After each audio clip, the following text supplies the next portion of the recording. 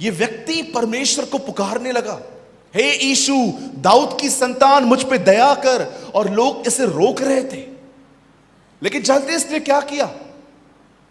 ये और पुकारने लग गया, ये और चिल्लाने लग गया।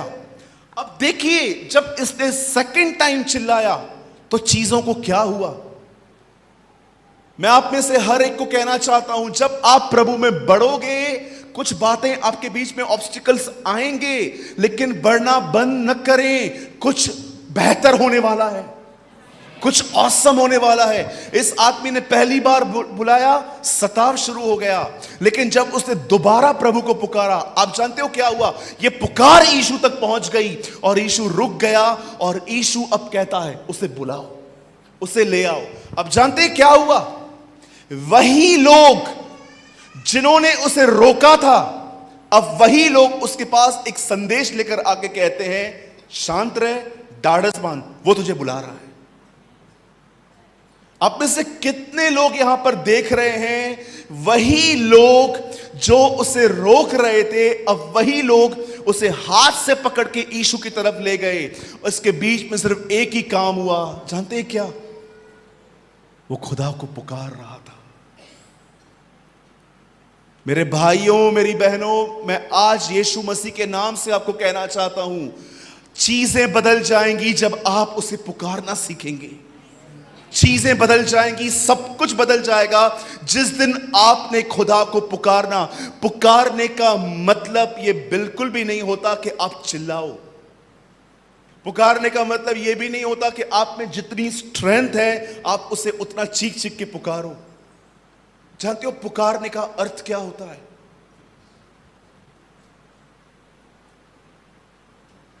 एक दिन एलीशा एक व्यक्ति के पास गया। एक्चुअली एक बहन थी। गहजी ने एलीशा को बताया कि इसके पास बच्चा नहीं है, और एलीशा ने खुदा से विनती की और उसने उसको बच्चा दिया। लेकिन ये बच्चा कुछ समय के बाद बीमार होकर मर गया। और जब इस बहन को पता चला कि मेरा बच्चा मर चुका है सर दर्द की वजह से, वचन कहता है कि उसने अपना घर छोड़ा और वो सीधा एलीशा के पास गई। और जानते हो, उसे रास्ते पर गहजी मिला और गहजी उससे पूछता है, क्या हुआ? जानते हो गहजी को वो क्या बोलती है? सब ठीक है। लेकिन एलीशा को वो ये नहीं कहती कि सब ठीक है। क्यों? जब वो बहन वहां पर भाग रही थी एलीशा से मिलने के लिए, उसका बच्चा मर चुका था। लेकिन जब गहजी उसे रास्ते पे मिलता है, गहजी बोलता है, क्या हुआ? सब ठीक है। जानते हो वहां पर क्या लिखता है? सब कुशल है, ऑल इज वेल। लेकिन जब यही औरत एलीशा के पास पहुंचती है तो वो एलीशा को नहीं कहती है कि मैं सब कुछ ठीक है, वो उसे कहती है, मैंने तुझसे बेटा मांगा था क्या? क्यों दिया तूने मुझे? वो एलीशा के पैरों को पकड़ती है। गहजी उसको पकड़ रहा था। एलीशा बोलता है, छोड़ दे इसको, ये दुखिया है।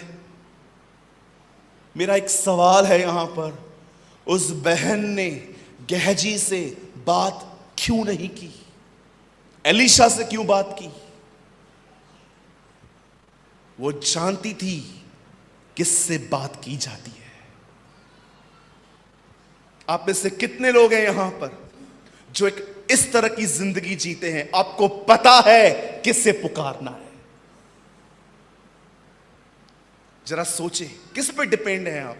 सिर्फ पास्टर्स की प्रेयर पे? एक बाहर से वक्ता आएगा उसकी दुआओं पे? या आपको लगता है कि आप एक चर्च से जुड़े हैं इसीलिए? आप में से कितने लोग हैं जो आज भी जब देखते हैं कि आपके जिंदगी में तकलीफें हैं, आप अपना कमरा बंद करते हैं और उसके नाम को पुकारते हैं? Tell me. पास्टर जी हाथ रख दो, पास्टर जी पांव रख दो, पास्टर पूरा भी आ जाएगा ना तो भी कुछ नहीं होगा। हमें से बहुत सारे जो लोग हैं ना, अगर आप एक नए व्यक्ति हो, मैं आपको बिल्कुल कंडेम नहीं करता हूं कि आप प्रार्थना न करवाएं, पर यहां पर जितने पुराने लोग हैं, मैं आपसे पूछना चाहता हूं, क्या आप अपने लाइफ में इस मैच्योरिटी पे पहुंचे हो कि आप सबसे बाद में बात करते हो? पास्टर से बाद में, हर व्यक्ति से बाद में, पर पहले आप अपने कमरे में जाते हैं और अपने खुदा को पुकारते हैं।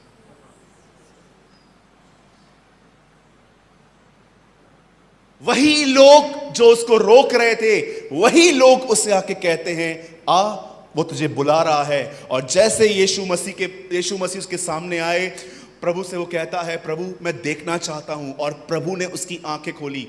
आप जानते हो इस ब्लाइंड व्यक्ति के लाइफ में सबसे ऑसम बात क्या हुई?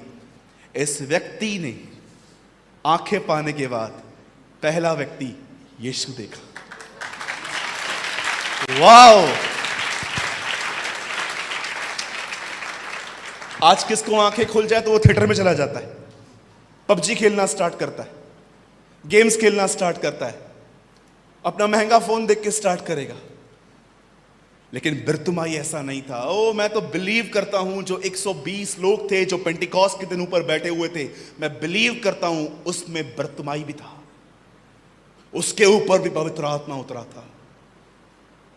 मेरे भाइयों, मेरी बहनों, मैं आप में से हर एक को आज एक बात कहना चाहता हूं, अपनी हर बात में परमेश्वर को पुकारना सीखें। Call the name of the Lord. पुकार होने का मतलब जानते हैं, सिर्फ चिल्लाना नहीं है। पुकारने का मतलब होता है अपना डीपेस्ट पेन। याद रखिए, एक पास्टर आपके लिए प्रेयर कर सकता है, एक पास्टर आपको काउंसलिंग दे सकता है, लेकिन दर्द तो वही समझता है, पेन तो वही समझ सकता है। मैं ये बातें आपसे क्यों कह रहा हूं?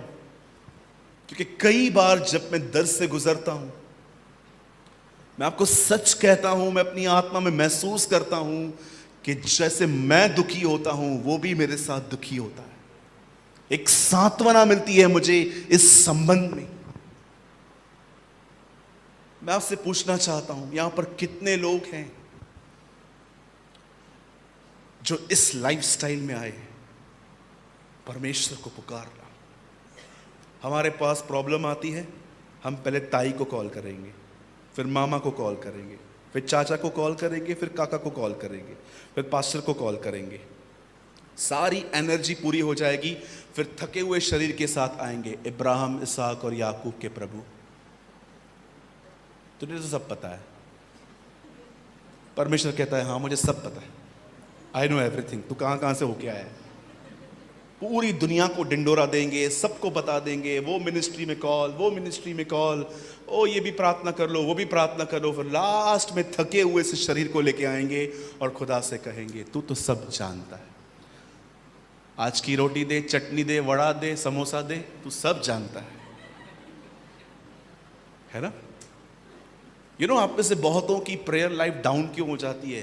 क्योंकि आप लोगों से इतनी बात करते हो कि खुदा तक पहुंचते पहुंचते आपके बॉडी में एनर्जी नहीं होती। मैं से हमेशा कहता हूं, केन का बलिदान, मैं अपनी चर्च में हमेशा सिखाता हूं, केन का बलिदान कोई बुरा बलिदान नहीं है। केन का बलिदान होता है जो मिला खुदा को दे देना। लेकिन हाबिल का बलिदान जानते हैं क्या था? वो अपनी भेड़शाला में गया और उसने सारी भेड़ों को देखा और उसने कहा, ये ज्यादा अच्छी है, ये खुदा को दो। मैं आपको कहना चाहता हूं, सबसे उत्तम उसे दो, सबसे उत्तम दो। दाऊद कहता है, मैं अपने परमेश्वर को वो कभी नहीं दूंगा जिसका कोई मूल्य नहीं है।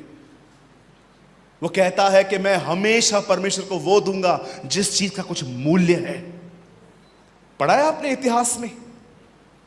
2 क्रॉनिकल्स में लिखा है, मैं अपने परमेश्वर को वो कभी नहीं दूंगा जिसका कोई मूल्य नहीं है।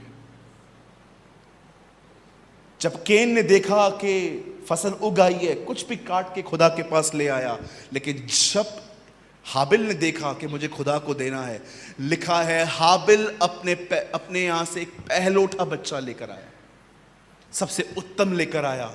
याद रखिएगा, बाइबल बताती है, यहां देखिएगा, परमेश्वर ने केन और उसके बलिदान को अस्वीकार किया। वही बाइबल कहती है, परंतु परमेश्वर ने हाबिल और उसके बलिदान को ग्रहण किया। अब मैं आपसे पूछना चाहता हूं, बताइए, पहले बलिदान ग्रहण हुआ कि व्यक्ति? व्यक्ति।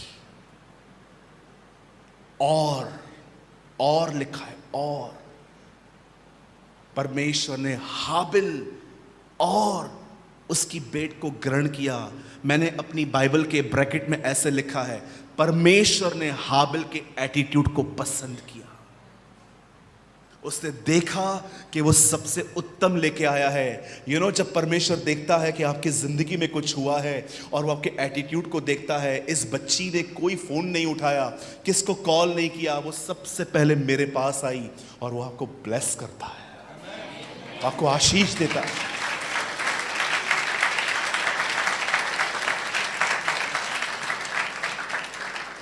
Change your attitude, change your attitude. किसको कॉल करने से पहले, किसी को मेल भेजने से पहले, किसी को मैसेज करने से पहले, किसी मिनिस्ट्री को कॉल करने से पहले, फर्स्ट गो टू गॉड। समय परमेश्वर के पास जाएं। याद रखिएगा, इस मेंटालिटी को दूर कर दीजिए कि एक पास्टर प्रार्थना करेगा तो ही खुदा सुनेगा। आप प्रार्थना कर सकते हो। मेरे कलीसिया में 7 साल की एक बच्ची दूसरों के लिए दुआ करती है और खुदा उसकी सुनता है। ट्रस्ट मी, परमेश्वर हर एक की सुनता है। यीशु ने कहा, एक दृष्टांत में एक व्यक्ति ने डाक की बारी लगाई और उसने 3 बैचेस बनाई। एक बैच 1 बजे, दूसरी 3 बजे और एक थी 5 बजे की। आप जानते हो, जो 1 बजे आए उन्हें भी 1 दीनार मिला, जो 3 बजे आए उन्हें भी 1 दीनार मिला, और आप हैरान हो जाओगे, जो 5 बजे आए उन्हें भी 1 दीनार मिला। जो पुराने थे चाहे नए थे, हर एक को सेम पगार मिली। ये दृष्टांत बताता है, चाहे पुराना हो चाहे नया, वो सबकी सुनता है, वो हर एक को सुनता है।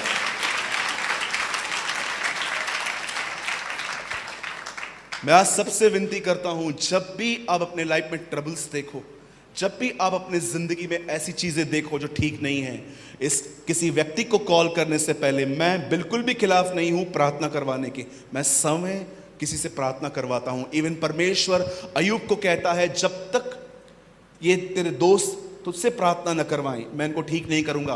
पॉल जैसा व्यक्ति कहता है कि मेरे लिए दुआ करो कि परमेश्वर मेरे लिए द्वार खोल दे। प्रार्थना करवाना बिल्कुल भी गलत नहीं है, प्रेयर सेंटर्स आपके लिए खुले हैं, लेकिन मैं आपको बताना चाहता हूं, सबसे पहले किसको कॉल और मैसेज करने से पहले खुद अपने घुटनों पर आएं और परमेश्वर को पुकारना सीखें। इससे आपका प्रभु के साथ एक संबंध बनेगा। याद रखिए, कई बार चीज मिलने की इतनी खुशी नहीं होती है जितनी इस खुशी में होती है कि उसने मुझे सुना। It's amazing. मैंने देखा है,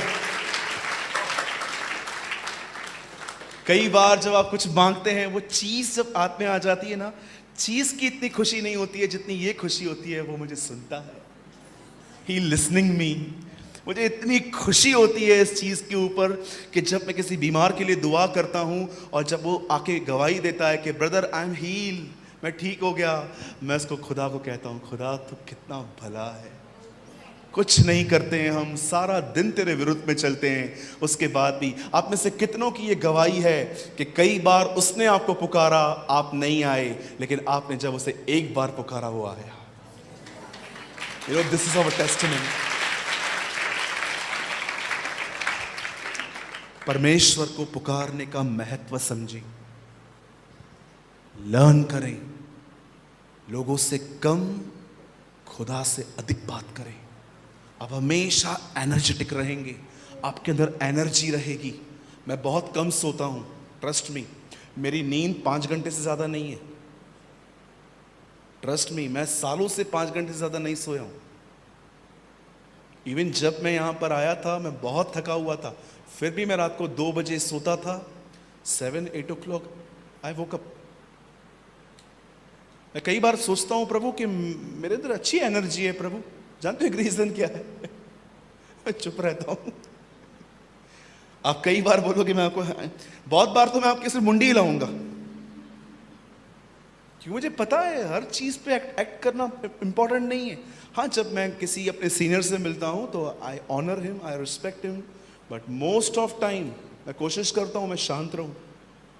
कुछ लोग कहते हैं तू बड़ा बोरिंग है, बोलता ही नहीं है, तो मैं उनको बोलता हूं बुराई करने से बेहतर हूं। द बाइबल से जहां बातें अधिक होती हैं वहां गुनाह भी अधिक होते हैं। होता है ना ऐसा? बोलो यीशु मसीह की।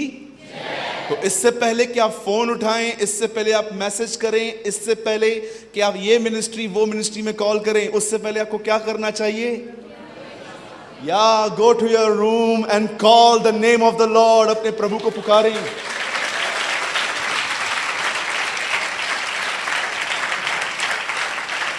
कल मैं आपके पास्टर जी के साथ, मेरे पास्टर जी के साथ भी, मैं कल चंडीगढ़ में था। हम आते समय एक प्लेस पे गए जहां पर एक न्यू चर्च बन रही है। मेरा माइंड थोड़ा डाइवर्ट था, मुझे कोई कॉल आ रहा था, छोटी सी प्रार्थना की, उसके बाद उस प्रार्थना को पास्टर ने कंटिन्यू किया। उन्होंने अपनी दुआओं में एक ब्यूटीफुल बात कही, मुझे बहुत अच्छी लगी। उन्होंने कहा, प्रभु जो ये भवन बन रहा है, जब कभी इस भवन के बनने के बाद जब लोग यहां आए और इस जगह से जब भी वो तुझे पुकारें तो उनकी सुन लेना। ये प्रार्थना किसने की थी? ये प्रार्थना एक्चुअली सुलेमान ने की थी। मैं वहां से समझा कि he is a man who knows what is calling. पुकारना क्या होता है। सो परमेश्वर को पुकारना सीखे। बोलिए अपने बाजू वाले से, आज के बाद मैं कम बात करूं तो मुझे घमंडी मत समझना। ठीक है? कभी कभी आप कम बोलोगे ना, बाजू वाला आपको बोलेगा अब ज्यादा ही आत्मिक बन रहे हो, है ना? मैं कम बोलता हूं तो लोग मुझे सोचते हैं इसका एटीट्यूड है। एटीट्यूड नहीं है भाई। दाऊद कहता है, हे यहोवा मेरी मुंह पे चौकसी करना सिखा। कई बार हमें शांत रहना पड़ता है। कभी भी कोई आपसे बात कम करे ना तो ये मत समझो कि उसमें घमंड है, उसमें एटीट्यूड है। नो, जस्ट उसने वचन को सीरियसली लिया है। राइट है बहनों? यस।